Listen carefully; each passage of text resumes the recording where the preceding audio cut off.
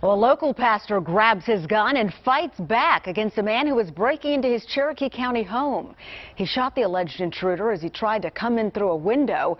The homeowner was inside with his wife and children at Santa Fe Trail early this morning when the suspect tried to get in. Fox 5's Patty Pan joins us live from Wellstar Kennestone Hospital. That's where the suspect is being treated.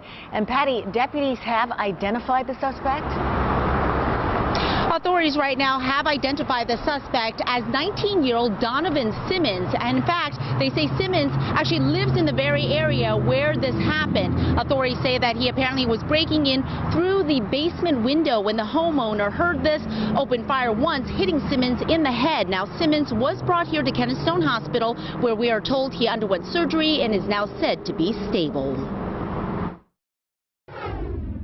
Pretty scary, especially when she said her two kids were still in the house, and he done the only thing he could do, protect his family. But it's very scary, very scary. Shock and disbelief from neighbors who live on or around Santa Fe Trail just south of Highway 92 in Woodstock. This is where authorities say a homeowner who is also a local pastor opened fire on a man breaking into his home. Well, it's a terrible tragedy, but you know, someone breaking your house, you got a right to shoot them. I mean, I'm sorry that the individual chose to break into his home, but I'm glad that the homeowner defended his family. Just before 3 Thursday morning, Cherokee County deputies were called to the home where they say they found the alleged intruder with a gunshot wound to the head in the backyard. They believe it is 19-year-old Donovan Simmons who broke into the basement window to get into the home. At the time, the pastor's wife and kids were at home. I just got knocked on, somebody come running over here about 10 to 3. This morning, knocking on the door, ringing the doorbell, screaming. There was an invader in the house next door, and her two kids were still in the bed asleep.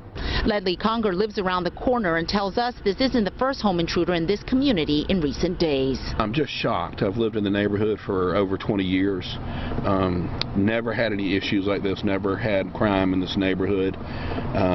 This is the second home invasion. Our home had a home invasion 2 months ago, came in through the garage, very similar sounding incident.